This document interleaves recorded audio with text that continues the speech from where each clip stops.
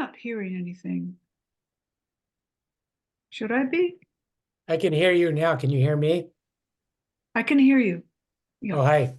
Hi. Hi, everybody. My name's Tim. I just joined Leading Edge Monday. Welcome, welcome. Thank you. All right. Hey, everybody. So we're going to get started.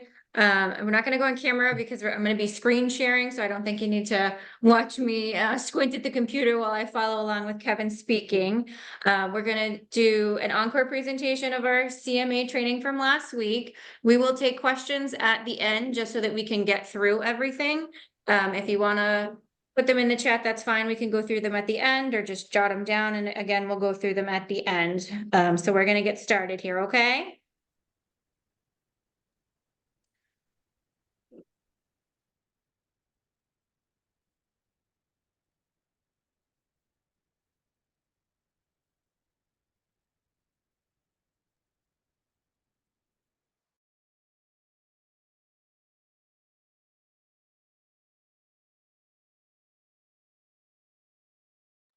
Is there a place to chat? Hello?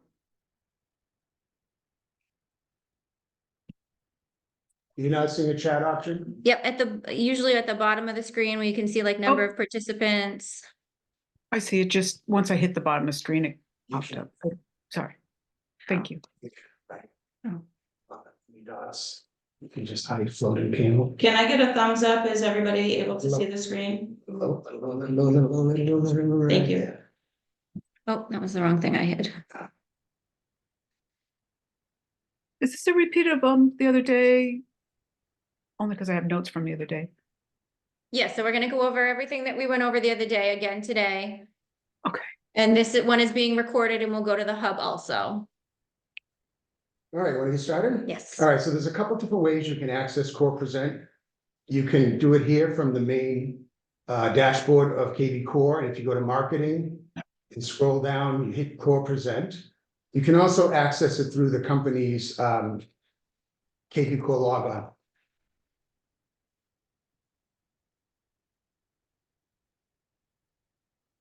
And again, just a reminder, that's where you can submit any questions or suggestions you have for kvCORE as well.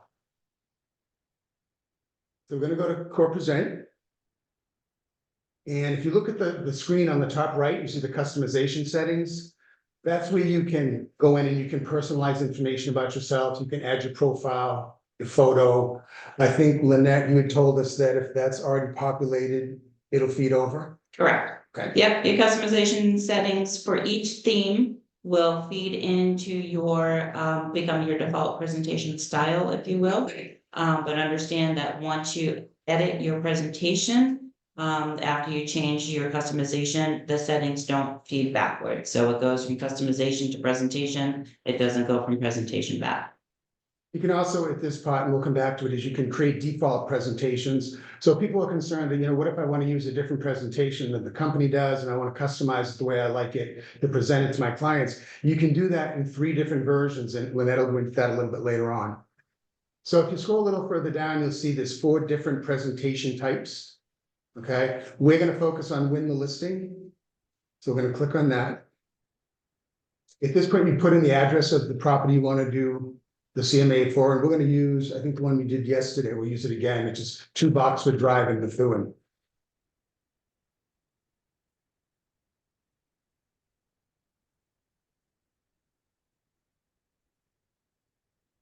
And what kvCORE is going to do, it's going to go out to public records, and it's going to pull back the information that it comes up with in just a few different areas. It shows you the living area, obviously the property type, number of bedrooms, and year built. You want to make sure that this is accurate, because if it's not, then it will pull comps that are not associated with the property's actual features. So make sure the bedroom count and square footage are as accurate as possible, because this is where you can change it. If there was a mistake in public record, you could change the bedroom count or the square footage. So assuming this is fine, all you need to do is click on next for comparable details. And one item to realize at this particular screen as well, everybody, is the property type will pop up for single, multi, etc. However, the system currently does not allow you to go and choose a style. So your comps that come up will actually probably be other styles of homes that may not fit what you're looking for. So just keep in mind when you start to look at your comps, you may have to pull some out because it does not filter by style. And it's also important to make sure everything is correct here because there is no other point once you start the CMA and presentation where you can edit this. You can change it in certain areas, but it's still going to show up on the final version of it as whatever is in is this property info.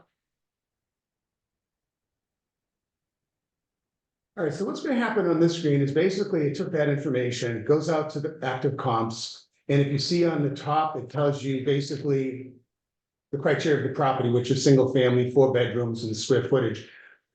There's a couple different things you can do on this page. Public record is going to be basically accurate, but you may find by looking at the comps that you don't really see that there's enough information there. Maybe you want more comps. This screen is the one that probably annoys people the most because you're just looking at a bunch of pins and you're like, well, what do I do with this? So it's actually not as confusing as it seems, and we'll talk about it in a little bit more detail. But the options here is you have a 1 mile radius for default from the subject property. You can see that represented by the gold house icon in the middle of the circle. You can adjust it upwards up to 15 miles or down to a 1/4 mile if you want to, or 0, actually. Not sure where you want to do that. And then over to the left, you'll see that there's the ability to draw. You can draw a map and you can add markers. The drawing feature, it works well. The problem is that the map they're currently displaying does not show community boundaries. So if you wanted to do like, say, Methuen, Haverhill, and Drakeit, you can't really draw a very clear line because the boundaries aren't there. That's been submitted as a feature request. So we'll keep track of that and let you guys know if and when it becomes available. So if you look at this and you decide, you know, I'd like to tweak the criteria a little bit and see if I can bring in any more potential comps. If you go over to the left-hand side where the criteria is, you can click on bedroom count and it defaulted to 4. We're going to leave that at 4. We're going to scroll down to square footage. And the system defaults to 20% in either direction of the public record figure. We're going to scroll that up on either side to 25%. And as we do that, you'll notice on the map that the comps increase accordingly. We're also going to go down a little bit and take the close date back to 9 months. Now, the key here is it's going to show you a lot more pins, but if you look down towards the bottom where it says matches, we have 2 pendings and 3 sold, no actives and no coming soon at this time. So of all those pins, only 5 of them matched what we were trying to pull in for comps. So the theory that they have with kvCORE is that they'd rather cast a wide net and give you more options, and maybe you'll find 1 or 2 that you'd like to include that weren't a perfect match, or you know, maybe you'll find one a little bit outside the area that you want to pull into it. So what you want to do at this point is you can start either checking a few of these pins, and if you hover over one, or say click on one, it's going to pull up for you 3 options. It's going to give you the add to comp option or more info. So we look at it, we see the price, maybe know the address, whatever it is. It's telling us that it's 34% smaller, so it's outside the range. At this point, it doesn't seem like one I'd want to add, so I'm going to ignore it. And then if you expand the screen a little bit so that you can see a little bit closer, there are some properties next to or to the left of the subject property that I want to check on because they're grayed out. So the thing you want to realize is that anything that's grayed out means it will not be included in the comps if you build it at this point. Anything that is solid will be included.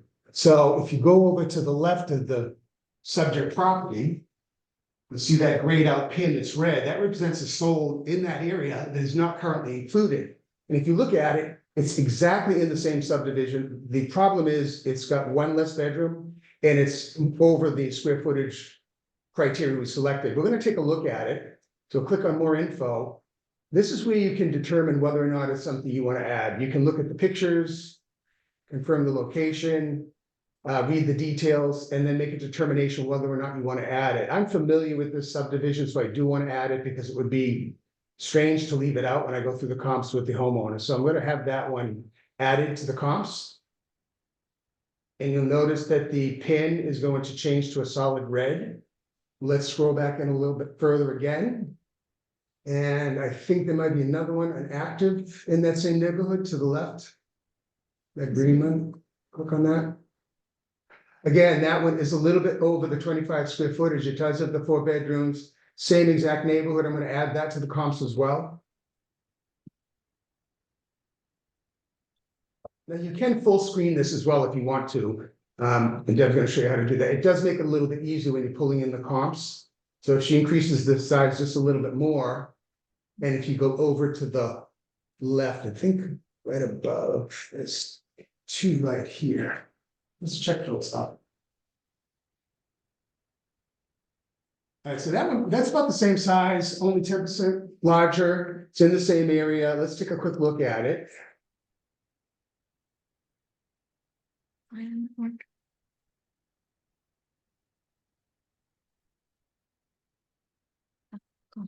There we go. It's similar in style and location, so for the purposes of at this point, it is missing 1 bedroom, but it has a 3-car garage instead of 2, so we're gonna add this one in as well. And then the other option we have here, if you full screen, again, Deb, let me get a second. Thank you. It's tricky with the maneuvering in the Yeah. Zoom. And you scroll in really close. Even closer, closer. All right, so say that one in Arrowwood Street, we weren't familiar with the street for some reason. You can go over on the right and grab the Google Street icon. And if you drag that over and plant it right in front of the house, This one? on the blue in front of the pin. If you don't look on the E line, on the street, but in front of the pin. Oh, here. Oh. There we go. This is giving you an opportunity if you want you to pan. And you can check the neighborhood out, you can see what the surrounding properties look like. These are set pretty far back in the woods, but if you scroll down the street, you're gonna get an idea of the location. So if this is a location that's, it's obviously a nice subdivision, so if you pull up a comp that you're not familiar with the street and you look and the house is, 30 feet apart and they're mixed use or whatever it may be, you're definitely not going to include it, even though the house itself might have been okay. So this is one more layer of investigation you can do to determine whether it's appropriate to include it.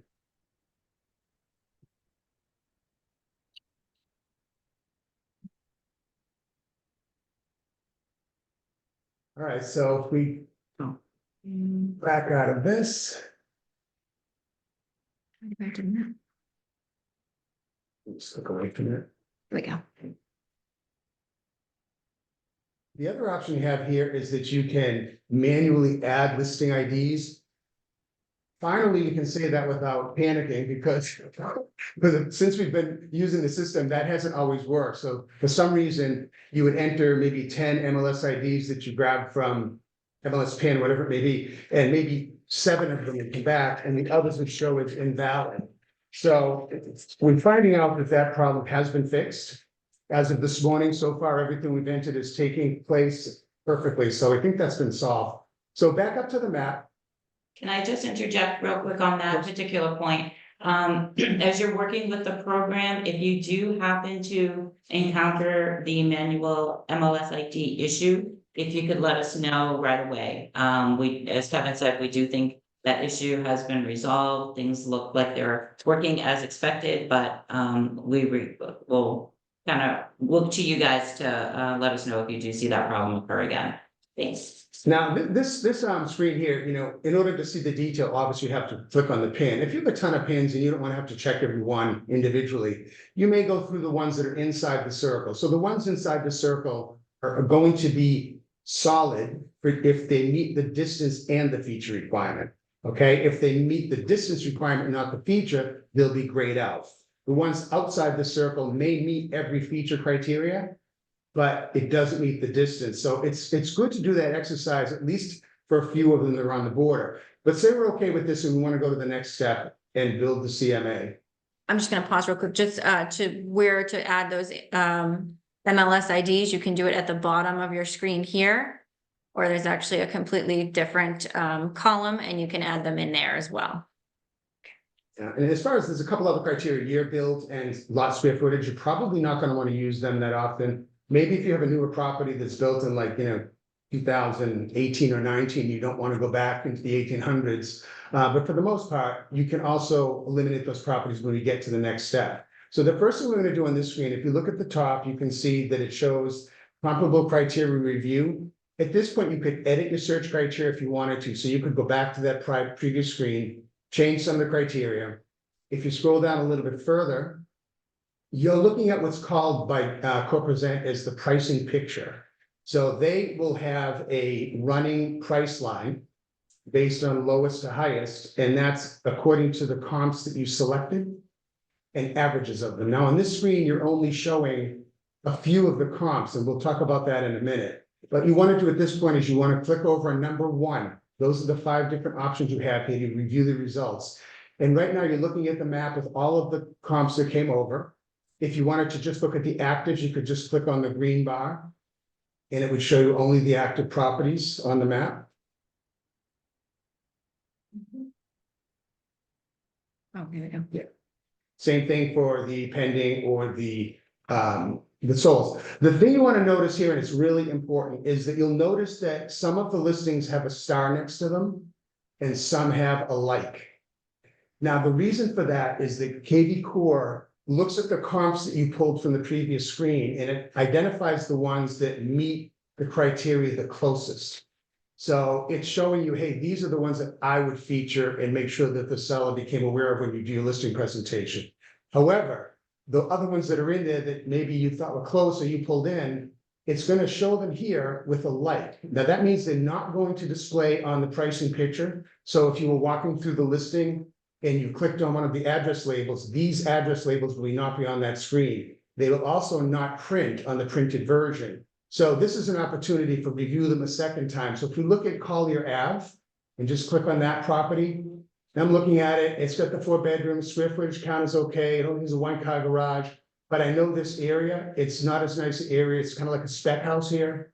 So I'm gonna come back out of it and I'm gonna decide to delete this one. Oops. So from this review results screen, you can delete and move through these comps a lot quicker. The next one is West Street. West Street, really nice property, similar in a lot of ways. I think we'll probably keep it, even though West is a little bit of a busier road, but it's right around the corner from the subject property. So we'll leave that one. But because we want to keep it, we're going to feature it because we want to be able to display it in the properties on the CMA. The one in Beirut, we'll take a quick peek at that one.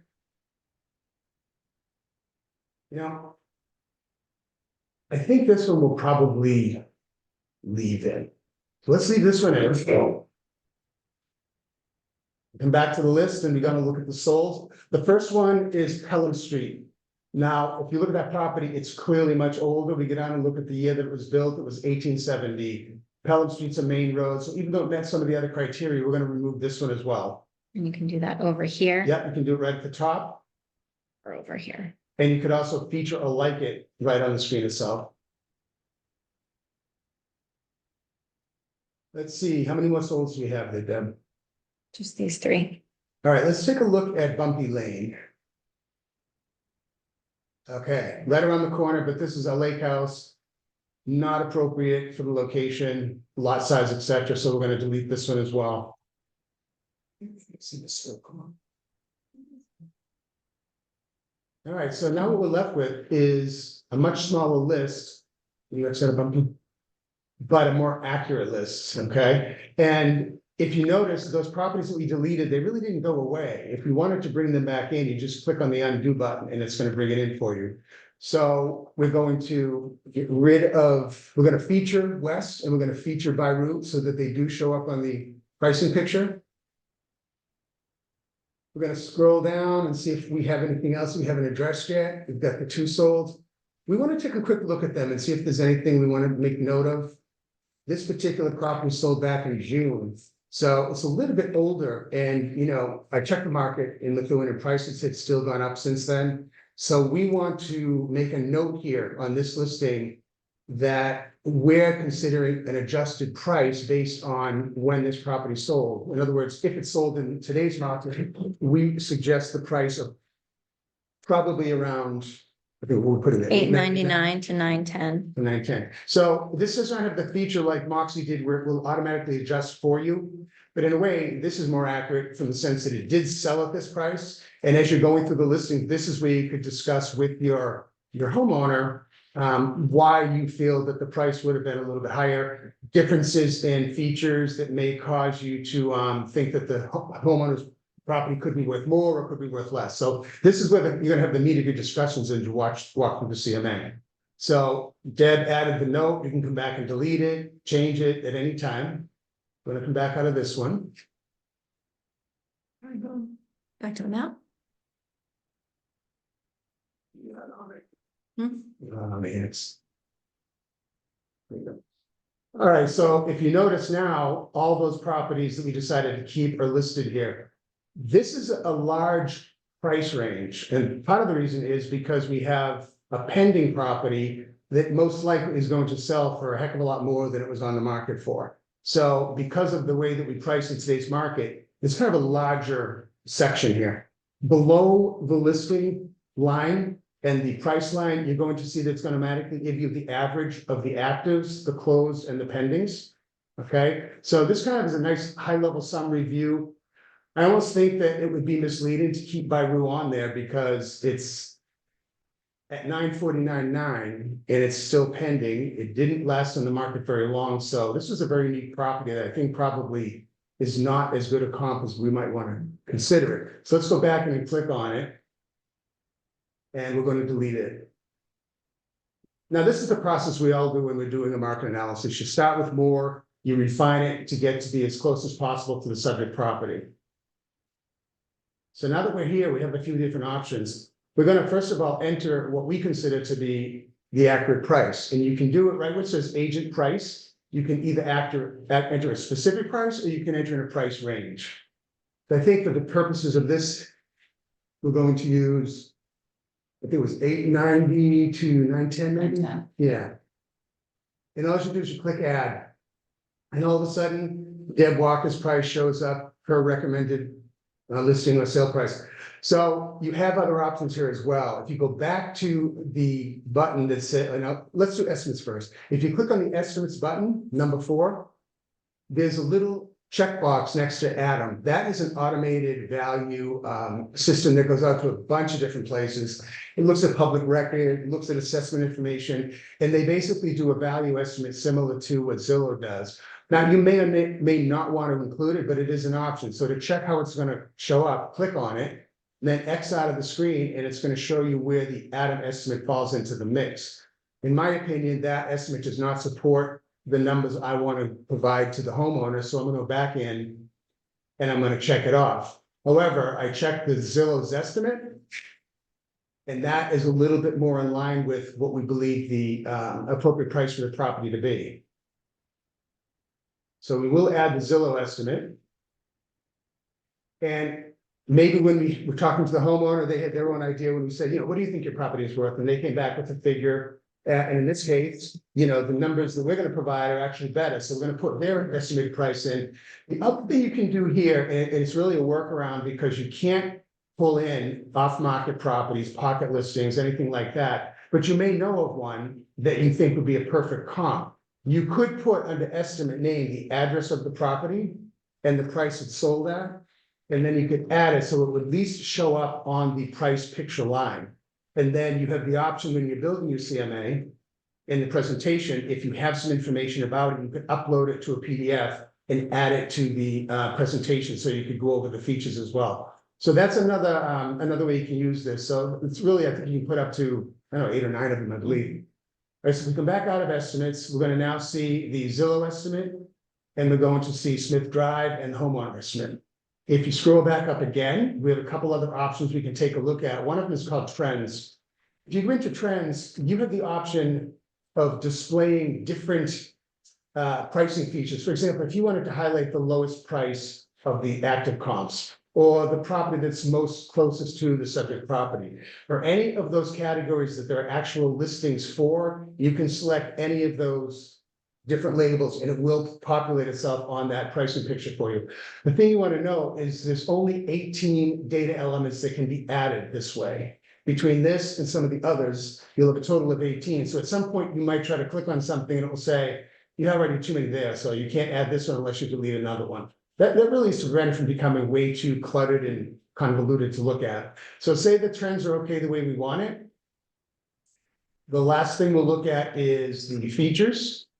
Now, features does not have anything to do with comps. In other words, you're not going to refine the list here. What you're looking at is the system is telling you between the properties that you've selected, there are some differences. So on exterior, the first one has a pool, there's one that doesn't have a pool.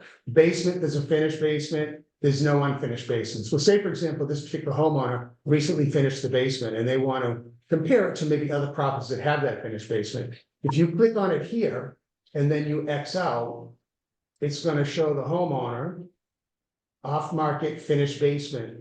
And if you click on that, it's actually going to bring you to the property that corresponds to that label.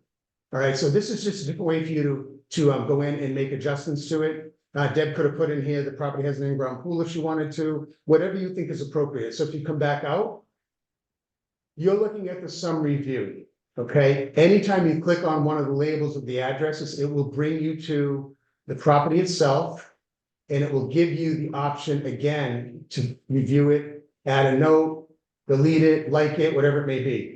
So at this point, when you've done this process and you like the way it looks, scroll down to the bottom. Before you go any further, you want to take a look at the market assessments. This is auto-populated for you. It's just important that you know how to utilize it when you're doing the presentation. So the first one is the average monthly list to sale price, and that's for the active and pendings only. So if you click on that number, it's going to show you within each given month from September up to February, what the average sale price was, and the average list price and average sale price, only for the comps that happen to go under, close within that month. The last 3 months didn't have any closed comps that we selected, so that information just is only showing actives. So this is a good way for you to pull up data as you're talking to them and go over it specifically in this kind of a venue. Once you come out, if you go to fresh, that's just giving you a chart of the active properties and how long they've been on the market. So it's a good fresh scale analysis. If you had 5 or 6 different actives, which isn't typical in this market, you could kind of look at them and say, well, this has been on the market for 24 weeks, and here's why. Okay, and I think if you hover over to give you the address. No, oh, it does. Yeah, just the address, and you can click on it and pull up the information about the property. Okay. And then come back out. If you X out of this, the next one is your selling pace. And in this case, it's giving you a summary that says half of the closed comps took less than 73 days on market. And we only have 2. So we're going to click on one and you hover. It gives you the details of how long it was on the market, what the property was. Okay. If you go over to, if you click on it, it's going to pull up the property itself. Okay, so you can have an interactive conversation with your client as you go through the comps.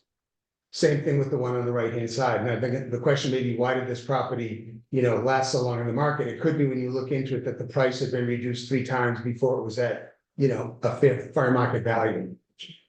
So that's how you would do that one. The next one is the price per square foot. We'll just click on it, and all this does is it recharts the properties based on the price per square foot compared to the sale price. Pricing rate of change is their fancy way of saying the list to sold price ratio for each property. For these two, it tells you the address, when it sold, list price, sale price, and what the actual percentage difference was. This one actually sold for less than the listing price. And I think if you can you do the date, we'll pull it up for you. Yeah, if you click on the date line, it will bring up the actual property for you. So you can dive into any of the properties in many different views, depending on what you're trying to portray to the seller. The last one is the current active shelf life, and it's just showing that one active and how long it's been on the market.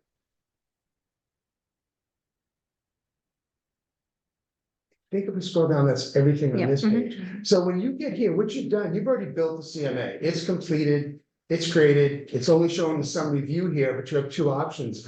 You can save the CMA only, or you can skip saving it because you want to create the full presentation.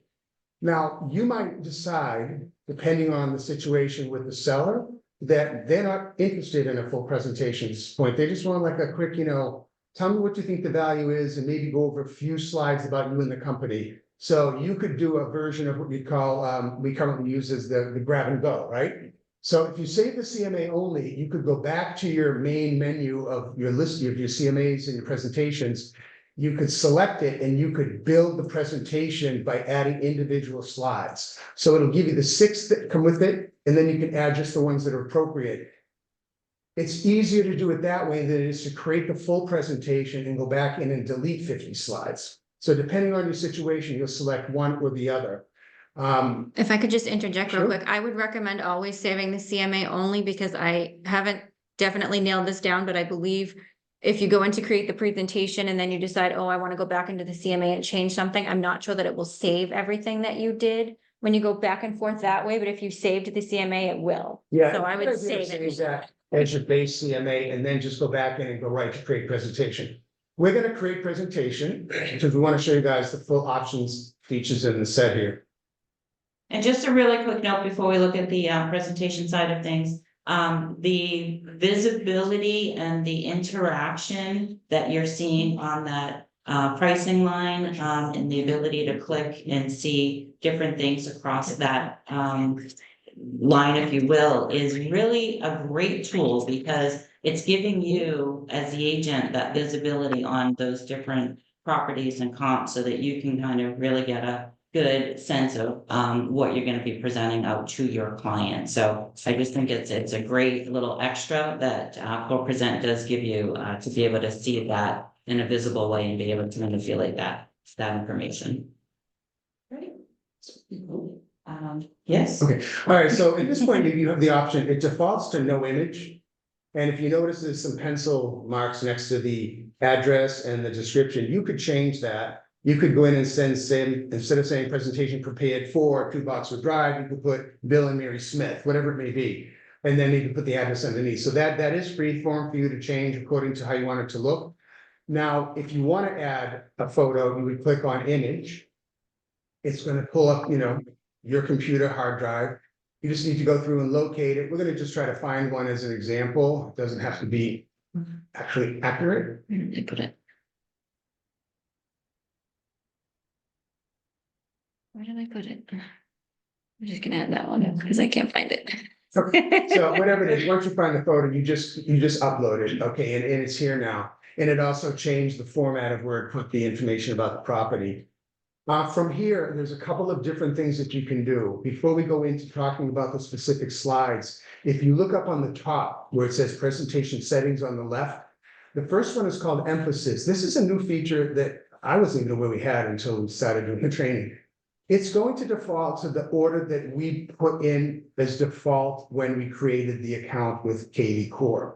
However, you have an option based on the seller's objectives and what they're trying to achieve of changing it to either contingent, I'm shopping, or make me list. So if you click contingent, for example, this is a seller who's, their house is on the market, and the reason they're making the move is their house hasn't sold because they're not 100% comfortable that it's priced right and the marketing plan is going to get the job done. So they have to sell before they can buy.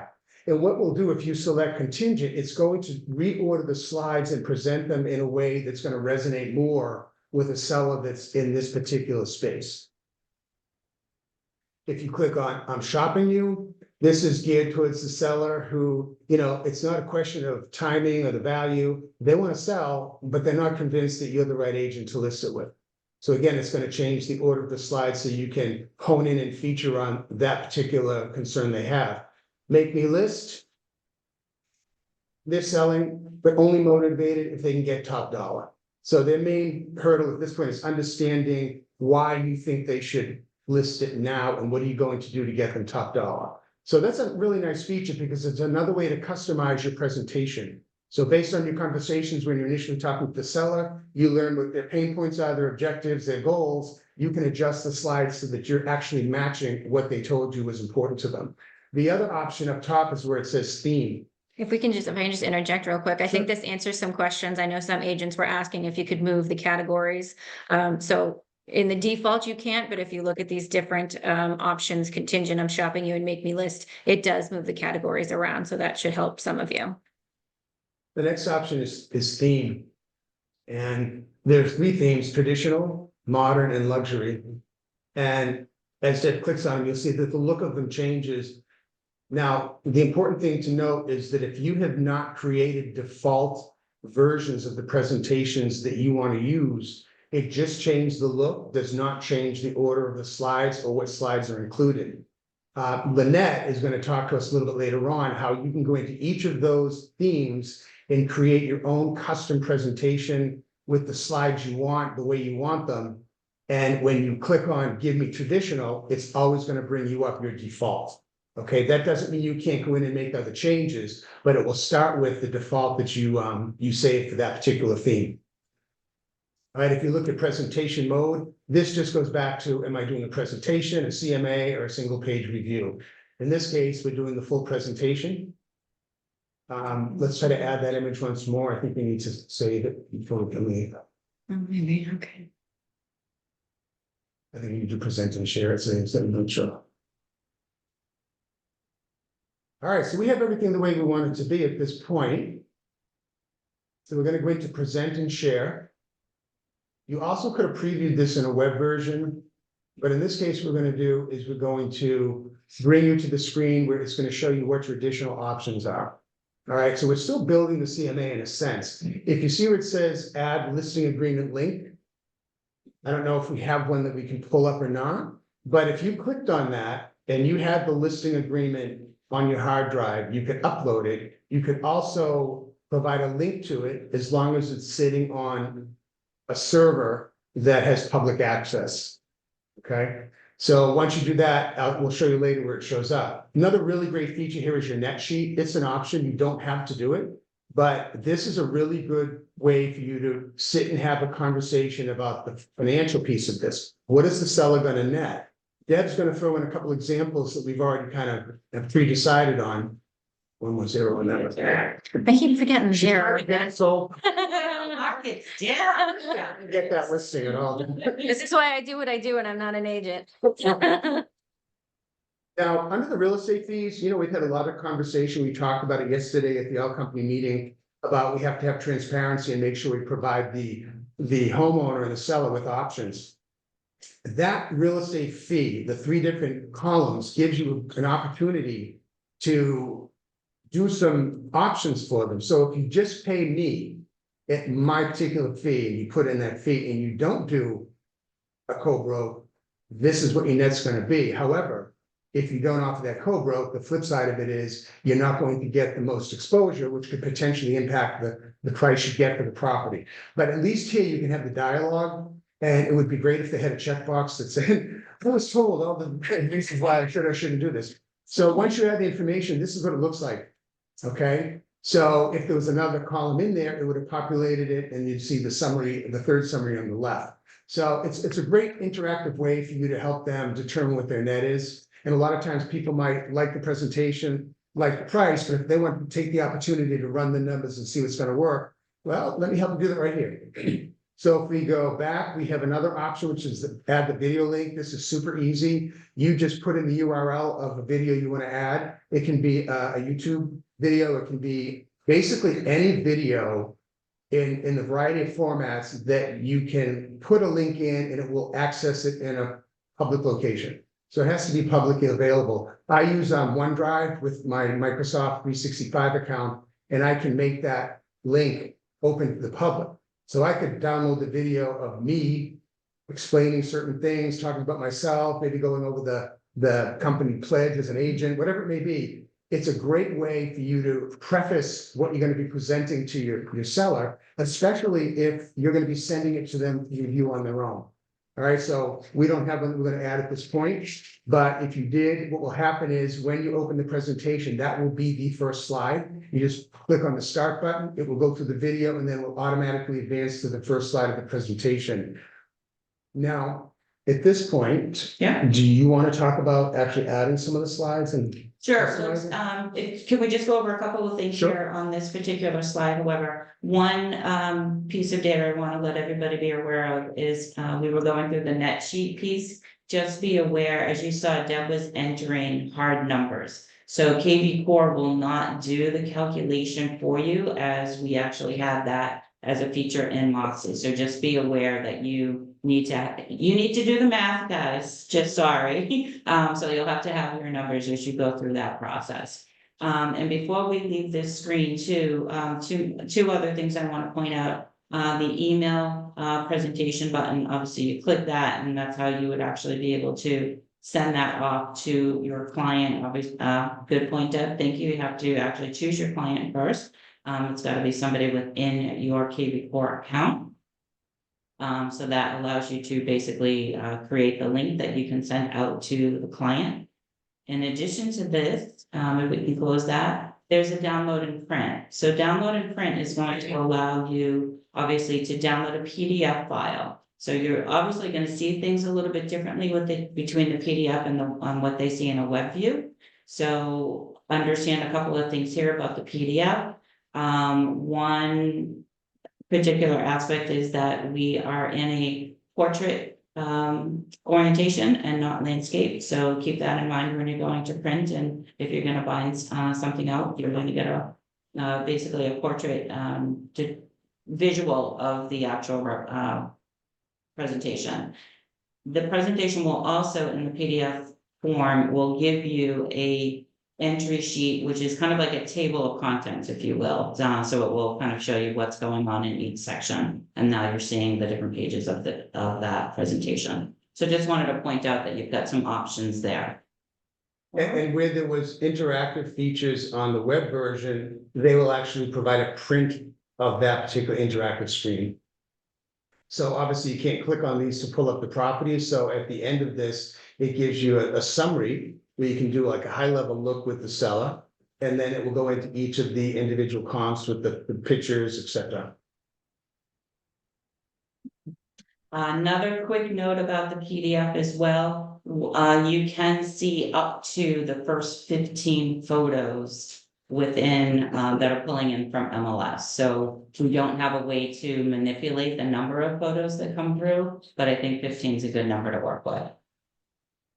All right, so if we could go up a level now, Deb, and kind of go back to these 4% homes. And I just wanted to point out one last thing about that last screen. When you assign it to an account, even if you have an account where the spouse's name is there and the email address is there, it will not send it. It will only send it to the contact, the primary contact name.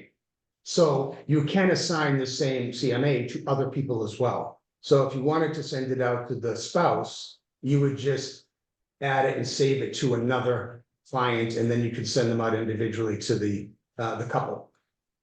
Great, thank you, Kevin. All right, so here we are back on the KVCORE home screen. I'm going to start with the customization settings, which are found on the upper right column. So once you come into the customization screen here, you'll see your account may not have any of these green check marks. These green check marks means basically that we've gone in and we've made modifications from what the default settings were. The first couple of things we're going to see, I'm going to start on the right, personalizing your content. You can include an About Me section where you can basically put in your bio. This actually will feed directly from your profile that you've set up in kvCORE.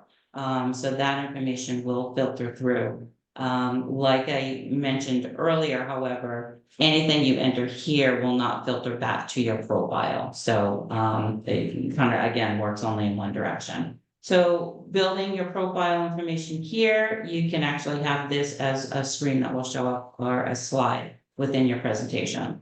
So if we X out of this and we look at testimonials, you can build in your testimonials on this page. And again, this will a slide within your presentation. You can create up to 3 testimonials if you actually have testimonials in your kvCORE account website, you can actually click the blue button at the bottom and sync from your kvCORE account. However, I'm sorry, you explain something out for me? I don't know. Oh, there's also a way as well. You may also have some of your testimonials out there on the web. And so you can also provide a link here, by providing the link title and the URL so that you can actually pull in your testimonials from other sources. And what will happen in that case is your slide will actually show you the text that will take with the link. So you can actually click it and be taken directly to those testimonials. So those are the kind of a personalization as far as your agent information pertains. On the left side of the screen, we're going to look at the actual themes that Kevin had mentioned earlier. So we have 3 themes that can be worked with within Core Present: traditional, modern, and luxury.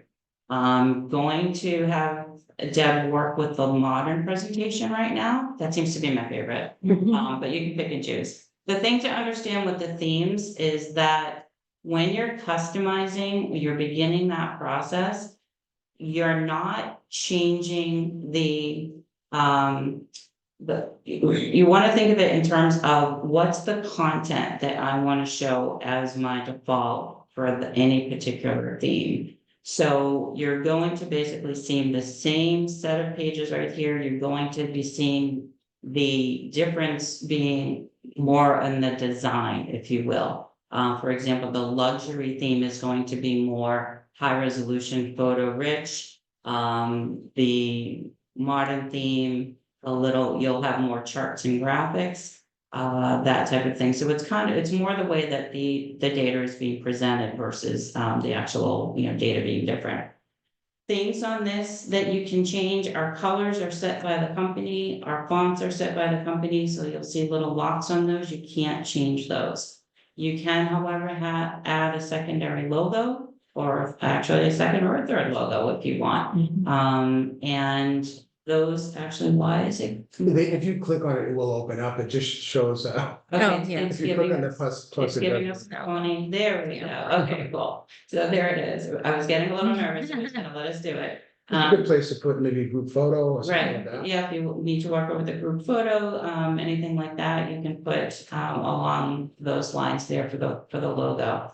In addition, and just a caveat with this, info placement, I'm working on an issue right now. The reason I opted to go with modern is that one seems to be working. Right now, luxury and the traditional themes, if you change the placement of your contact information, which is, as you see right here, right now it's set to the top, and if we change it to the bottom, you're seeing that contact information fall to the bottom.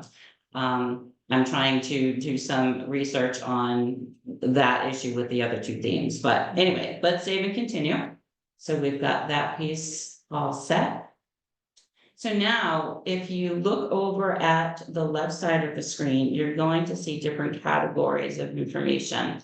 One thing to understand, you're going to see why am I the right fit? What's my homework? Market analysis. Each of those you can click on, and you can basically turn on or off the pages that are going to be part of your default for that theme. You cannot move the placement of pages here. Likewise, you cannot drag the actual categories of information here. So understand that your customization is basically what pages do I want on or off for each theme. Okay, so right now, let's make a couple of changes. Let's go into any category, I guess. Oh, you know what? Let's go into why am I the right fit? Sorry. So by default right now, the about me and the testimonial pages are turned on. Obviously, you want to have some info in there before you actually do that. If we scroll down a little bit, let's look for, the pledge is on. Good. Okay, I was gonna make sure that that was on. Let's turn something off. Let's turn off our consumer protection plan. Sorry, broker owners, but it's just for demo purposes. So we are now in the modern version and we're shutting off the consumer protection plan. So let's not change too many things. I just want to show you that it works and save and continue, fingers crossed. Yeah, before we do that, I just want to clarify that the ones you see that don't have Ellie in front of them, those are like basic kvCORE slides. Anything that has the Ellie before it has been placed there by your design team. Great, awesome. Good point, thank you. Mhm. Okay, so here's what we've done so far. We've looked at personalizing our content. We've looked at customizing the modern version of the presentation. If we hit the back button, now what I'd like to do is go in and create, just to kind of show you that creating a new presentation will actually reflect those settings. So if we could actually go to, do we want to do in the listing again? Yep. Yeah. Let's use the same one. Okay, so we'll update this. Yep, so let's click on, okay, yeah, we can actually go into the existing one. All right, so now if we jump right over and click on the skip to presentation section. What you're going to see, we hit that problem again, guys. Did anyone pick up on this? Our presentation is set by default to traditional. So we are not going to see that change unless we're using the modern version. So that's something to be really careful of, guys, because if you're making changes to your defaults, when you go back in, always double check that your theme is set according to the theme that you want to be using. Making sure you're using it. So let's go under why am I the right fit? And let's make sure that consumer protection plan screen is not there. Go through. We'll slide So through. your about me, your testimonials. So as you can see, the pages that we did have on are there. Maybe I should have gone with a shorter category of things. That's a lot of slides. Yes, but the But consumer plan is not there it there. is. Yeah. So ultimately, we've set our defaults for the modern theme. Any presentation we create now using that theme will use this set of pages. Again, customizing, you can turn them on or off. Once you're actually here in the presentation, you'll notice that there's an X next to each presentation page. That's indicating that you can actually decide now, you know what? I really don't want to use a particular slide or slides. So you can actually take them out of your presentation by clicking on the X here. They're not removed from the system. They will always remain within the presentation library, but you can now further refine your presentation by removing pages from this point. Yes. Changing the default or just for this version? Just for this Thank you. version. So Kevin just stop whispering and stop. Kevin just asked I had asked, if you've already created the default, so if you come here and you pull up the default and you say, well, for this particular person, I don't want to keep harping on this, I'm going to get rid of these 3 slides. Is it just for this presentation for this client, or is it also changing your default order? It's not changing your default order. It's only making the change within your current presentation that you're working on. So that's a good thing. That's good. Yeah. Yeah, good answer. Exactly. All right. So we've gone through customization. We've gone through looking at how you can manipulate the slides.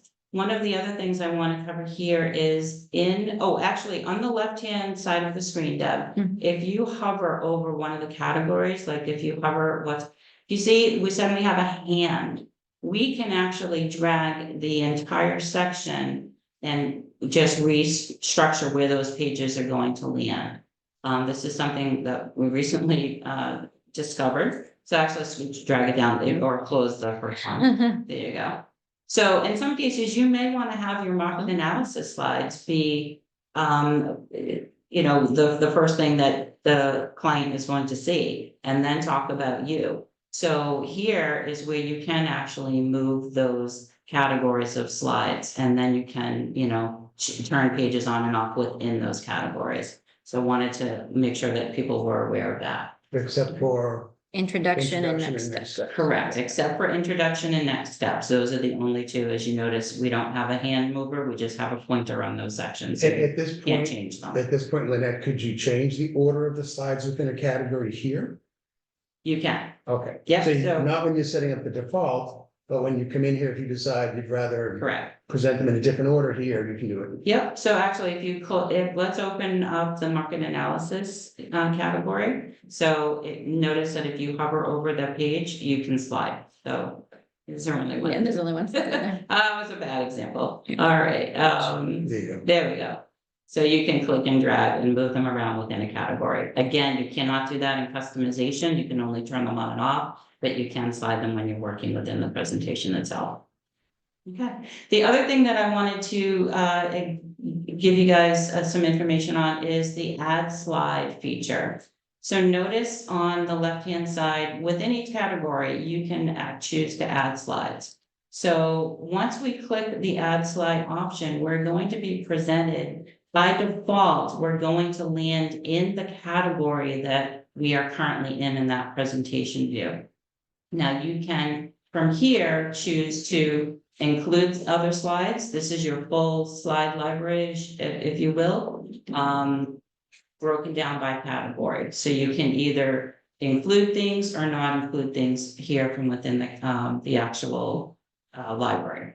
If you click on, Deb, if you could go to all slides, this is going to show you everything that's in our system. So this is going to be, where you'll find any slide that you want. It's outside of the categorization, if you will. So, and again, you can turn slides on, include them by clicking them, and that will automatically, again, save them for this iteration of your presentation. If you go back and create a new one with your default, these changes won't be there. Now, I think what I want to do at the bottom here, let's go back into the presentation library. That's okay. What I want to show you on the pages is that, yes, go into all slides again for a second. Oh, wait, no, sorry. Presentation library. There are slides, yeah. Okay. Okay, so the one thing I wanted to let you know, so Deb was clicking on pages, there is that green button in the bottom left. That's the add slide option, so you have to make sure that you do check that in order for it to come into your presentation. If we could hit on the previous button at the top. Oh, I'm so sorry, that's not where I want to be. I don't want to Go back to Core Present, and let's go back into that presentation. go. Amazing. Yeah, we can update.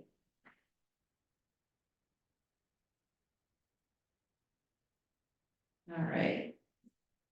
The other thing that I want to make sure that people understand in the presentation side of things and working with the pages, you have an ability to actually create, you can pull in PDF files to add to your presentation. You can actually even add an entire separate presentation to your CMA if you'd like to. It could be, you could do a custom slide that you can add to your presentation, or if there are some pages, kind of a weird idea, but think of it, it's kind of like an easy one for me to think of at the moment, but if you wanted to upload some of the information that we typically do for an info pack, we may want to provide, the listing agreement is one thing. You could also provide maybe your lead paint.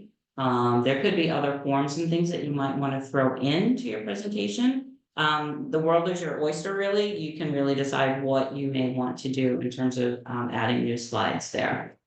Do you want to go to the main screen, the presentation library, and then click on the different templates? Yep. Maybe take a look at those. Let's do that. I think this is a great feature because this is like, already there's been 5 or 6 different ways you can customize it, right? Absolutely. And this is a way you can customize it even more by pulling in your own content. So in your presentation library, notice at the top, you've got a couple of options. You can add a single slide. And I'm sorry, there's a single slide library, which is where we are. And then on the right is create and add a slide.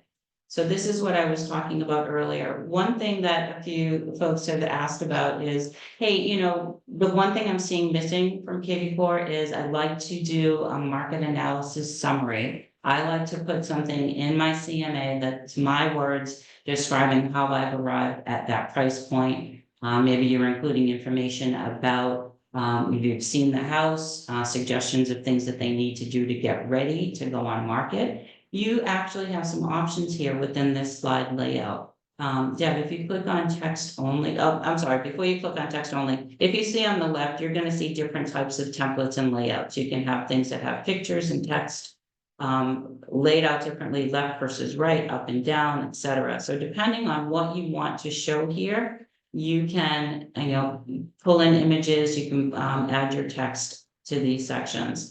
One thing I have done in my particular account, so I've gone into text only, and I've created just a text slide that basically has my contact information at the top, which is pulling in from the contact customization settings. I type in my information here for my slide. You know, this market analysis is based upon a review of, you know, current sold pendings and actives in such and such an area, et cetera. Again, you can put your voice here, put all of your detail in. Once you've created this slide, I'm sorry. Oh, good point, good point. Before we save it, in the upper left, you're going to be able to name the slide, so just call it maybe market analysis. And then it's going to give you an option of which category you want that slide to go into. So in this case, could we put it added into the market analysis section? And you're definitely gonna wanna name it because when viewing this, your client can see the names of the different slides in certain sections, I believe. So you wanna make sure that it's not just called custom slide. That's yes. So let's save and add to the library. So now what we want to do is I just want to show you that you can now pull this slide into your presentation. So if we go back out to Theme. Oh, sorry, yes, and again, we can choose, remember the themes. The themes are kind of filtered throughout a few different locations here, so do make sure that you are checking for that theme button. So if we go back out to my presentation and we look in the market analysis section, I'm going to click on add slide. We are going to, where is it? Did we save it? It should be right there. Oh, okay. So this is something I've run into in helping some people do this is if you're doing it kind of simultaneously, you kind of have to refresh and update in order to have the slide actually show up in the library. So it can take a few minutes. So again, I would recommend trying to do all of that before you actually go in. But we can show you if you, yeah, sometimes I've had that happen. Sometimes I have to go back and do another update. Let's see.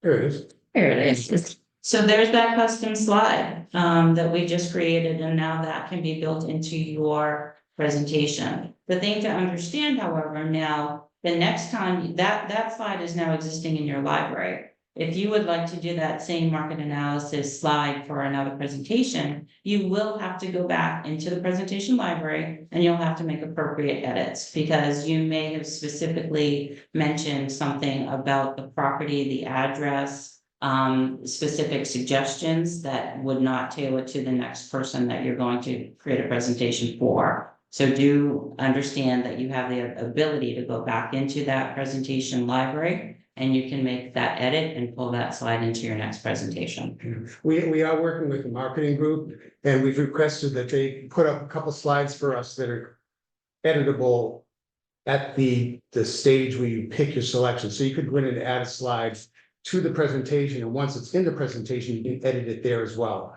So right now, to Lynette's point, you may have to go out, edit it first, then add it. By going forward, we're gonna have a feature where you can edit it right in the list of slides. Great. So we're doing good, guys. We're at the 2 o'clock hour. Why don't we walk through what it looks like when you're presenting it? Okay, Okay. do we want to do all of the slides, or do we want to delete a bunch of them for the purposes of just going to the ones that are more interactive? Yeah, let's go with the shorter version, I guess. All right, so let's see. Want me to take It out doesn't anything really that's, matter because everybody knows which slides are which, they know how to adjust the slides according to what they want to present. So if And you just leave a couple for importantly, each slide. One thing I'd suggest to everybody is, obviously these pages, you're seeing the kvCORE slides and you're also seeing the leading edge slides, so. Be familiar with what's in there, and determine, what makes sense for you, what makes sense for your seller. Audience, and, utilize those slides, to your benefit. Let's get it down to like 25. Is it easy to delete So the, we'll break this down. Sorry, Stephanie, was that you? I think that was Tanya Lee. no, it's Tanya Lee. I was asking how do you delete a slide from the main library that you don't want if you made a mistake while you're uploading from your computer? So from within the presentation library, I do not believe that you can delete them. Once they're there, they're there. You don't have to use them. You can click on and off what you want to use and not use. I think we got it done. Let's take a look at on the categories over there, Deb, on the left. There's one that's to the what my home worth, right? And then in that you have, what's the next category? Big picture, categories, market analysis. Can you bring a market analysis up to be right under what's my home worth, that category?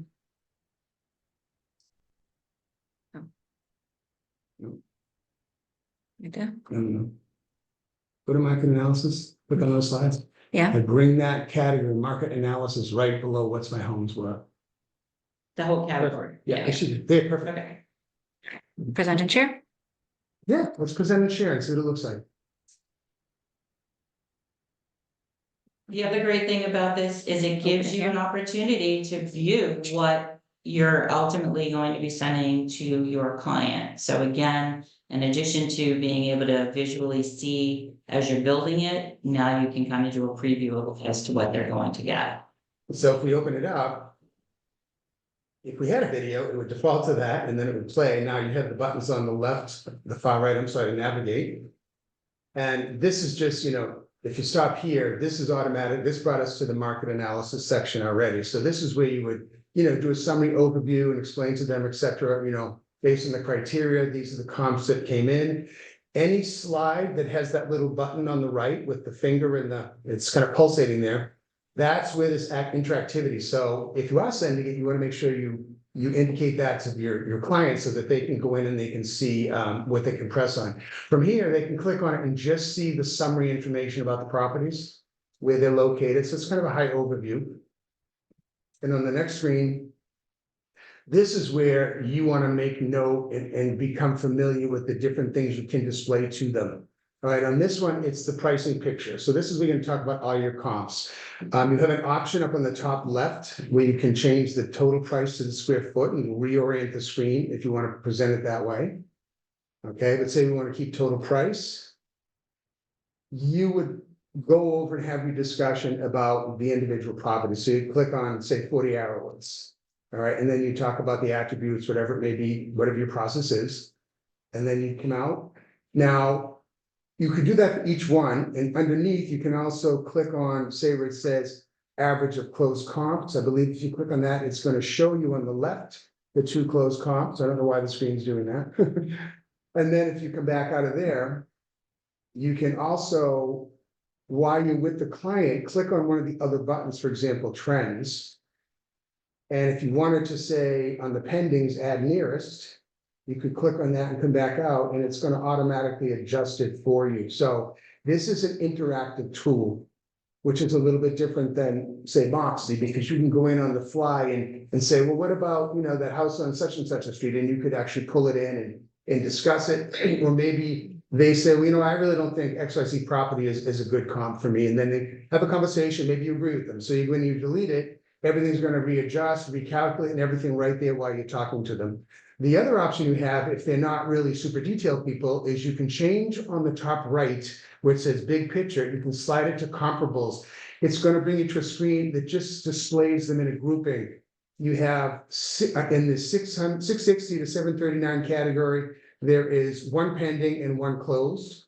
And then there's a little graph, and that says that's 25% of the listings in the presentation. You can also click on it to view those homes and discuss them from that perspective. So there's a couple different ways you can present the information based on what you're more comfortable with and what you think they'll easy to digest. So that's another nice feature. And then you click it back. You may be in a conversation with them when they're talking about, well, what about the house down the street? I know it's got 5 bedrooms, but you know, why wouldn't you include that? There's a feature called outliers. And if you click on outliers, it's going to show you if there are any properties in the original comp selection that came in that have criteria that's larger than or much smaller than the property that you're using for subject property. So you could come in and grab those 2 comps and it will pull them into the presentation for you if you haven't already done it. So this is a great way to do this, you know, go through this whole overview and get into the nitty-gritty and the details for them. At this point, the reason I asked Deb to change the order of those categories is, for me, I might have even wanted to go from here directly to that market assessment page, which is right here. So I probably would have deleted the other ones, or at least moved this to the top. So after going through the comps, I might want to go directly to the summary information and discuss that with them as well. So depending on how you like to present the data, you can move the screens so that they are displayed for you in the order you want to present them. I typically, a few of the agents said that they like to do pricing at the end. I do as well, because I figured I'm trying to sell them on me. And then once I've done that, you know, we can work together to determine the right price. So however you work, we're all unique. We all have our own, you know, specialties and tricks of the trade, so to speak. You can incorporate them into your crafting of your CMA. Awesome, great. So we did pretty good. I think we did good, guys. Thank you so much. Well, we did good time-wise. You can let us know. We'll go into the chat and see if there are any questions. How do I get back there? How do I get my bar back? Sorry, guys. I'm seeing yours. I know, how do I get rid of how do I get the bar back that I So, hid? hey, Ah. I'm like, how do I get everybody back? for? All right, so now if you want, you can see us. I'm gonna stop sharing the screen. Stop sharing the screen. There we go. Let's go to those. Hey, everybody. All right, Let's go to chat. where's the chat? All right. It's the first one. Starts in traditional mode. Yes, it does seem that when you open your presentation, it defaults to the traditional mode. So again, like we said, if you do a custom order for your modern presentation, when you go back in to create your presentation, you need to make sure that you're in the correct mode. Yeah, and the second question, Stephanie, no, when you expand the screen, it's only making them easier to see. And sometimes on the small version, if they're really close together, it looks like there's only one. And as you expand it, you can see that there's actually 2 or 3 that are kind of clustered together. But it should have the same problems. I can probably unmute everybody, right? Yeah. And the Google Street signs, Stephanie, to answer that question, on the right-hand corner of that page, it's like a little picture of a little person walking, if you will, and that's what you would drag over to the actual comp. I think they should be able to. All right, All right, what's where that? was the Google Street sign? Okay, Yeah, we Google's, can. yeah, that's on the map. You want to show them where that is and share that screen? No, yeah? So basically, when you first build the CMA and it brings you to that screen where you have the criteria in that round circle with the pins in it. Yeah, I think my That's chat gonna was try to pull it covering up that. real quick. Sorry. What's that? I think my chat box was covering that when I asked the question. Oh, okay, gotcha. So we're We'll good. show it to you. Mhm.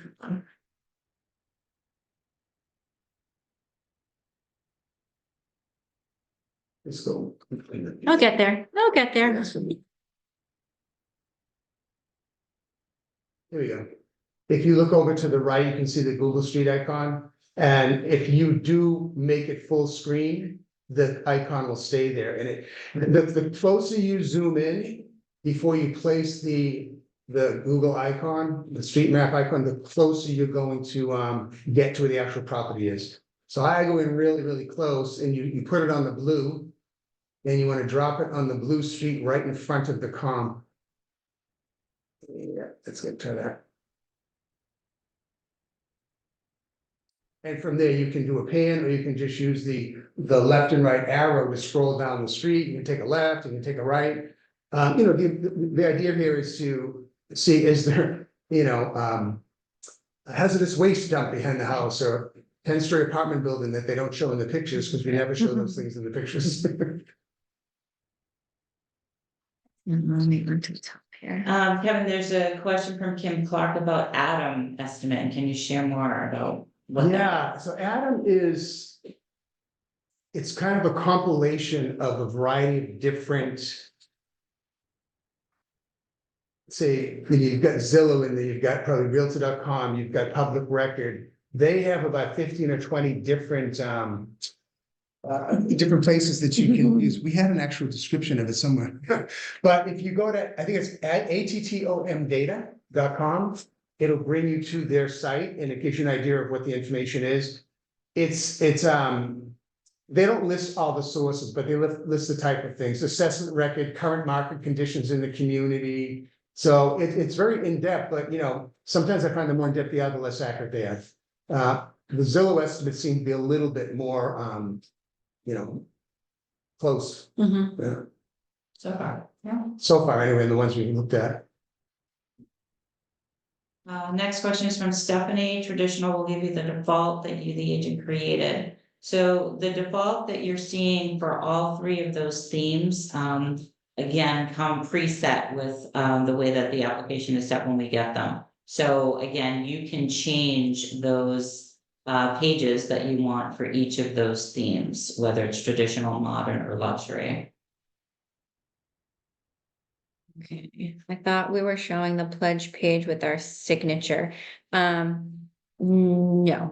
because I it's think that not, I might be don't, different. I think that's the pledge from Leading Edge, and then we had one that we signed that we wouldn't do certain things if we worked for Leading right, Edge. it's the same, yeah, it's the same information. It's just, they'd have to upload 100 and some odd versions of But, you know, it. you could certainly add your own. Yeah. You could upload your own as PDF and that would be fine.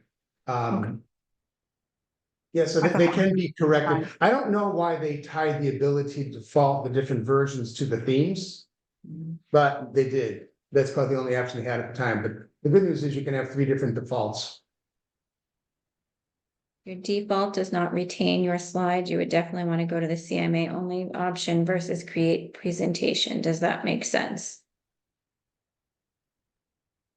No, the default will retain your slides each time you select that default for each individual CMA. However, it doesn't prevent you, once it brings in your set of default slides, for you to still adjust it for that particular client you're working with. Okay, so if you had 20 slides in a particular order on your default and you selected that particular default as the presentation you wanted to use, it'll always bring up the same set of slides. Now you can leave it just the way you want it. If for some reason you decided for that particular client you wanted to delete 1 or 2 or whatever it may be, or add another one that you don't normally use, you can still do that. Okay, so you can still, in other words, customize your default by client, by CMA. By CMA, but I Right. believe you said these default slides end up, or these custom slides end up going into the library, which is why I was a little concerned about if they remain in the library, but you have customized within that slide. No, I mean, the library, the presentation library contains all of the slides that are available. Okay, when you select your default of, say, custom, it's only going to show you the slides from the library that you want in there, that you decided you want it displayed. Oh, so they're not our custom slide. unless we It can put be. in, If you created a custom slide and it's in the library and you want to include it in your default for, say, luxury, it'll always be there. oh, got it, okay. Okay, so you can customize your default based on the slides that are existing from the company and from kvCORE. But once you add any customized content to the presentation library, you can always include that in your customization as well. And by the way, you don't have to just add a slide. You can also add a video.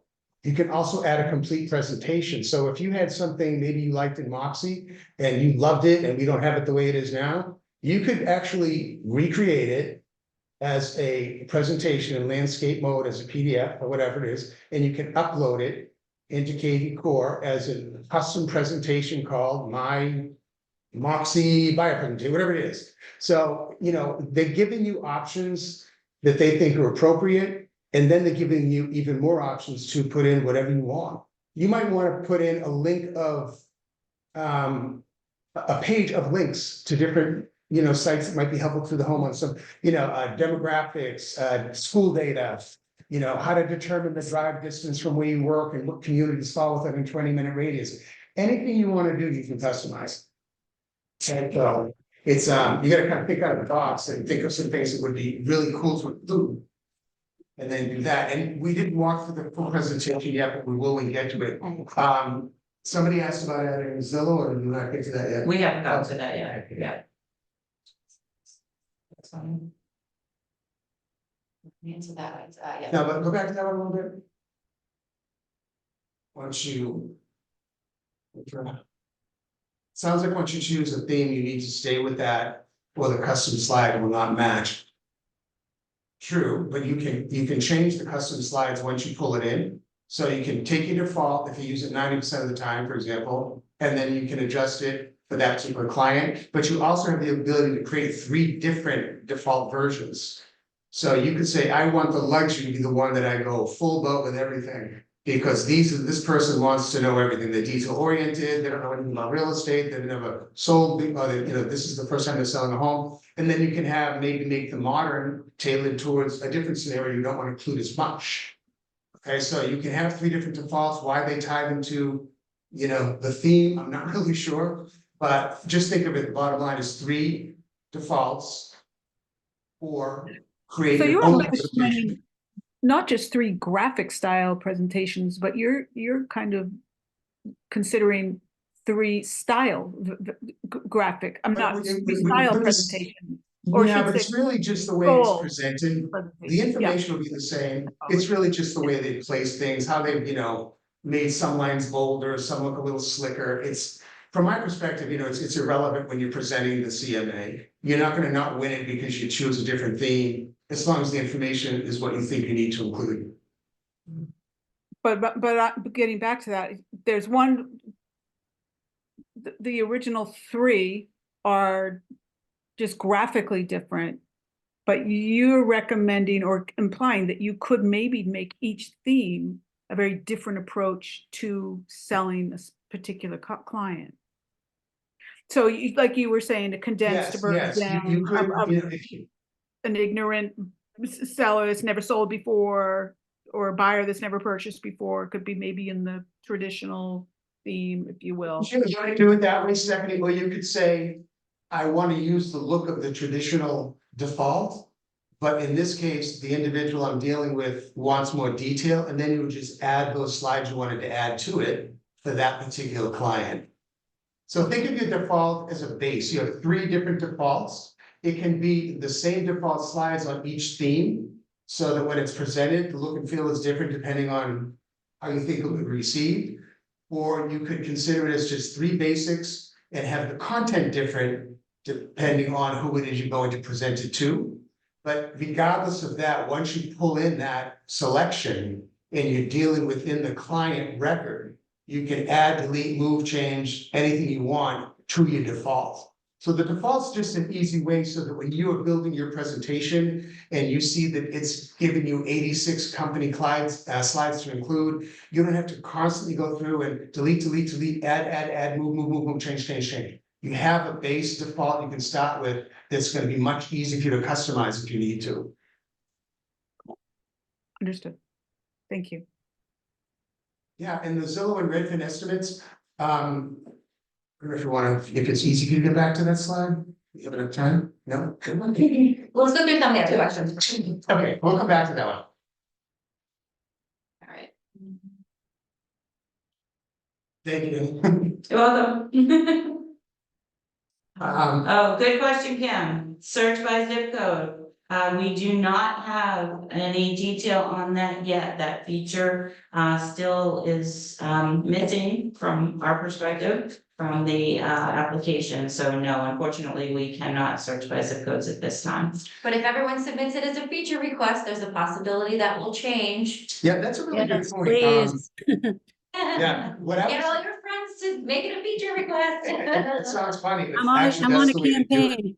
Yeah. They, when we talked to our account rep, Scott, this is what they call agile technology. A lot of companies, they'll build the technology set, they'll roll it out, and over a period of time, they'll gather suggestions, et cetera. They'll find bugs, and maybe they'll come out with a new release that addresses some or all of those issues. The way kvCORE works is they are constantly adding new features and making adjustments based on input from the users. So the way they determine what is going to be included is how many people think it's an important request. Now, if it's a bug, that's different, because that means the system's not working. But for me, I want to put in a request that the boundary lines show on the map. Ironically, in the presentation, they show another map that has the boundary lines, so it's not like it doesn't exist. So if you come up with something that you think would be helpful, what I'm gonna start doing is I'm gonna putting that in the Facebook discussion page.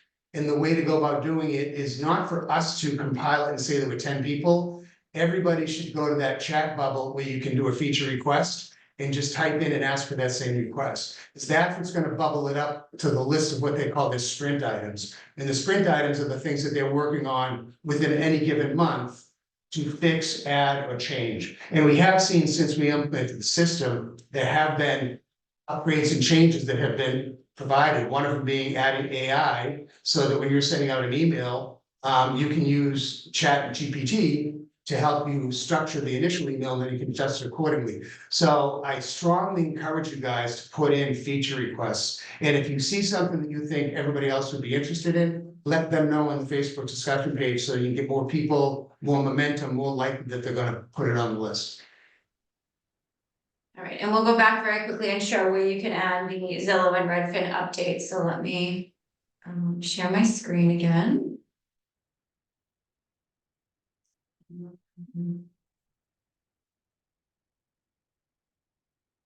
So when you are, the second, after you click create CMA and you get back to this screen, you're gonna click on estimates up the top, number 4.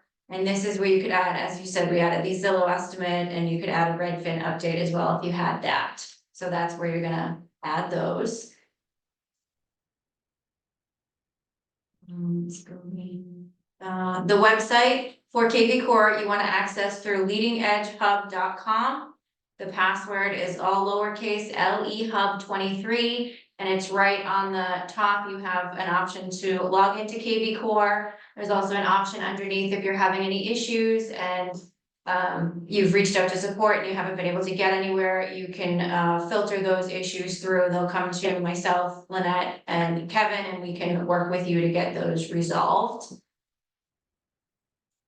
And you know, CMA is probably the most critical thing for everybody to do at this point in the transition. You know, there's some other great features we're going to be going over that you'll want to incorporate into your daily routine. But right now, we don't want to have you not be able to do a CMA. So, you know, we've given a couple different sessions on it. We did the quick and dirty at the all company meeting, but if you have a situation where you are coming into, you know, you need to do a presentation on a listing presentation, any one of us will sit down with you and help you put it together. So we don't need a week's notice. I mean, we're trying to be available for those situations where, you know, I looked at the training, but I don't want to spend, you know, 5 hours figuring it out. Can you guys sit with me and walk me through it to make sure I have the information I want available? Because we want you to be able to go out there with this and be comfortable how to present it, and also to make sure it has everything you need. So I have a question about interactive features, Wi-Fi. Are most agents just logging into the homeowner's Wi-Fi account, or do your laptops, tablets have online capability built in? I have been out on a few CMA presentations and the clients did not know their Wi-Fi password. That's a really good question. I don't know about everybody else, but on my phone plan, I have a hotspot as part of it. So what I'll do is I'll go in and I'll just turn on hotspot and it'll automatically attach me to the internet. So that's a great feature because you're right, and you don't want to spend 20 minutes, well, let me go see if I can find it and all this other stuff. So if you want to make it interactive, you do need to have access to the internet. Otherwise, you can just display it as you created it in that fashion. Yeah, and also Tim and Jody at the offices too, we will print out your CMAs and bind them for you, make them look all nice and pretty so that you have a paper copy to leave with the client. When you work in an urban city, yes, so code sections can be very useful, make it a feature request. I agree. I can only imagine that a lot of the kvCORE's customers live out west or something where the states are more rectangular and square in shape. And a lot of the communities are too. And that don't work well in New England. So yeah, we're gonna push hard for zip code. Because even within, some of the communities, well, I want to be in the XYZ area, so you want to put in the appropriate zip code or at least sub-neighborhood. Right. So I will resend out the feature request instructions so that you all know how to do that. It's very easy. yeah, personal modem's another thing you can do in mine, on my Verizon account, I just have what they call hotspot. And you just turn it on and it will automatically allow you to connect. So, Yeah, that's true. You might want to, I think what I found is if you answer it, if you go and like wanna check your text, you just kind of leave it alone. Or else it could interrupt the connection. right, so it looks like we've reached the end of the questions in the chat, unless anyone has anything else they wanna ask. So Kevin, suggest- you just don't answer the phone or just put it on silent and then that doesn't interrupt your Put it on hotspot. silent, and I was on a call, I was happening with my financial analyst and my internet was bad, so I went to the hotspot and the connection was perfect. But I would see the text would come in and I'd press the button just to see who it was from, and every time I did, it took me 3 times and I realized, don't do that. So the connection has to reset, so I just put it on silent and ignored it, and it seemed to work okay. I do find that little modem that I have, it looks like a little compact, like a powder compact, if you will. But it's great. Only problem is they told me it'll blow up if I have it. That's not plugged bad in. at all. Doing it because they're defective, but I have to exchange it. But it's $20 a And month. just to give you guys a little idea, we talked about this at the company meeting yesterday a little bit, but we are doing a phased approach, and I know it's been maybe from your perspective long in the coming, but it was important to really focus on getting people's contacts formatted and up in the system and dealing with some of the issues that kvCORE thrust upon us by not providing some of the onboarding they were supposed to. But I think we're at the point, the 3 of us, we're very comfortable with the system now. Now that we've dug into this and we've learned, we really like the CMA feature. Some people are gonna say, but I don't have this feature, I didn't have that feature. That's very true, but you can use a lot of ways to present a very compelling CMA. And in a lot of cases, there are other options that we have now that we didn't have before. So the next step is gonna be like, what else can I do with kvCORE? And we're gonna start with the whole dashboard and how you can manage and run your business right from your dashboard. Everything you say, do, whatever, and track is gonna be visible. You're gonna be able to do your, set next activities. It's gonna show you what's due today, what calls are due today. Every single activity that your clients or prospect took is gonna be visible to you. And from there, you can assign campaigns to them. You can make a call directly from their record. Everything is kind of self-contained in there. And if you go further down and you talk about the campaigns, now you have the ability to customize the automation that reaches out to them. Okay, now the automation that's in place is based on, I think, 10,000 hours of kvCORE using different versions of these automated texts and automated calls or sending out listings to see what ones were more effective. So there is logic behind it. So you don't necessarily want to mess with it too much. I think for a lot of us, the problem is we're so used to doing everything direct that the thought of having a computer say that, well, I'm gonna send this out, you're like, well, that's not what I usually do. I usually call, well, okay, is this gonna be more effective? Is this gonna save you more time? As your business grows and scales, are you going to have the time to do everything manually?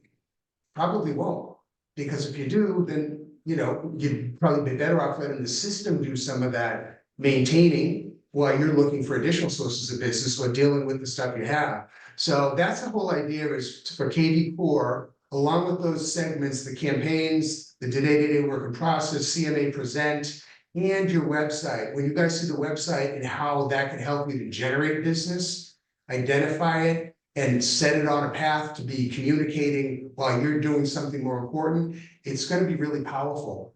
Because you can go in every day and you can change the order of your contacts to what's next up to do, or you can say, sort it by the ones that have been most active and your predictive analytics to tell me more likely to activate, buy or sell. That's gonna be a completely different list. They might not even be on your list of people that you have a next activity for. But the system is constantly behind the scenes using algorithms to score and predict who's more likely to want to work with you. And when you see that 4-star, you're gonna pay more attention to that to a 1-star. So you want to be able to work that to let it tell you, hey, I did this and they responded this way, which is really good. So now they went from a 2 to a 3. And you can see what they did. So you have an intelligent reason, strategically or tactically, to reach out to them that's going to be more likely to get them to, you know, move them to the next step. So just picture this as like, this is the basic block to get your presentations done so you can get out and win business. But we're going to show you ways to get even more business and manage your business more efficiently so that you can scale it. And that's the key. The system is designed to make you scale your business. So you don't want to say, well, I like everything, but I don't think I'll use the website. Well, you just blew up the one thing that drives the front end of that whole process. So there's a lot of logic to it, and you won't connect the dots till we get a little bit further in. But I think once you do, you're going to want to use the system more. We've already got some good feedback about the CMA piece, so hopefully that will continue as we roll out other features for you guys. Awesome. That's good. Great. All right, if you guys don't have any questions, if you have any suggestions on what you'd like us to discuss, if maybe you're further ahead and you want to know more about the dashboard, etc., just submit a request into the hub, and we'll be happy to reach out to you and walk you through it. Thanks, you guys. Do you have a website class coming up too, for how to set up the website? Yes, that one has not been scheduled yet, because the next one we're going Okay. to do is how to just use the desktop. But we will send out information for you guys to review prior to the website training, so that you can go in and do the basics to how to set up your profile, identify your areas that you want your searches to be able to do. And then we'll talk a little about what automated features you might want to turn on or turn off. All right, so we'll get you some basic training before we actually have the web training, so that you'll kind of already be that much further ahead, and we'll focus on some of the aspects of it that you can use to reach out to people, draw business in. I mean, there's a ton of different things, and even in an email, something as simple as making sure you embed in there the link that they can reach back to if they'd like to know more about real estate in their neighborhood. You know, as soon as they do that, reach back, they've opted in. They're a prospect now. Okay, so you can send out a mass email or a mass text, and anybody that responds, and you're not going to say, hey, who wants to buy or sell their home tomorrow? Because no one will answer you. You're going to offer them something, you know, and once you offer them something, people like that. The monthly newsletter, whatever it may be, the market alerts. I sign up everyone for the market alerts. You're not asking for anything, but at least, what do you do? Maybe twice, you could do once a week, once every 2 weeks. Correct. If you do just the market alerts and you sign everybody up for just the newsletter and the holiday campaign, they're going to probably receive 30 touches from you without you asking them for one thing. You're going to be providing information and value. And then when they reach that point, a year from now, 6 months from now, 2 years from now, where maybe they're getting closer, and your system's saying, hey, by the way, these people have started looking at these market alerts that you've been sending when they never did before. So now you're saying, okay, they're bubbling up. At that point, the theory is that because you've been in front of them, you built that brand recognition, technically, you could be considered the agent by default. Because when they think about, all right, Mary, I think we need to move, who we gonna call? Well, what about that guy that's doing all this stuff? I mean, you know, it's just one of these. So that's the concept behind it, even if you're just using it for brand recognition. So we wanna get through each segment and then do a session that ties it all in together. So you guys see that when you front end something on the website, perfect example, one of the agents emailed us yesterday about using the open house app because they heard about it. It's great. You download I think Diana's used it, a few other people too. You download it and you have people log in with that. You can do it on a tablet. And it'll automatically ask a series of questions and then it will send it and assign it directly to you. It doesn't go to anybody else as a prospect. And it will send out a thank you for coming and would you like information about similar properties? If they say yes, it automatically converts it from a prospect to a new lead. And it tells you you have a new lead. You haven't done anything. And there's a series of steps that are going to take place and continue to take place until you either decide they're not going to convert and you shut off the campaign, or they actually respond and it comes back and says, hey, you have a new client, a new lead. Then you go back in and now you set your strategy about how do I nurture it. By the way, if you reach out to them and you find out that they're not quite ready, but they are interested, but maybe 6 months out, there's another campaign you can switch into to nurture long-term buyers. So there's a lot in it that's going to make your life a lot easier and more productive. Nice. Thank you. You all. Can I suggest when we go on the Leading Edge Hub that the calendar be at the top? So we don't The miss. what? The calendar, yeah, we can check with design to see, placement of the calendar. But being at the bottom, it encourages you to look at everything on the page. Oh, so nothing, that makes sense too. So I understand. we I can don't know also- if there's like I- even if you just put calendar events with a big arrow, just scroll down. Even Yes. though- Yeah. By the way, Stephanie, they will be sending out, once we do the desktop piece on how to use the dashboard, there's a great feature where you can integrate your Gmail calendar to your dashboard. So you'll be seeing your calendar when you're within your kvCORE dashboard. And if you link the company calendar to your personal calendar, it's going to show you all the events on that calendar. All questions on that feature will be directed directly to Kevin McGraw. I read it can be that. Now I'll scramble to figure out how. Awesome. Well, thanks so much, everyone. We do appreciate your time today.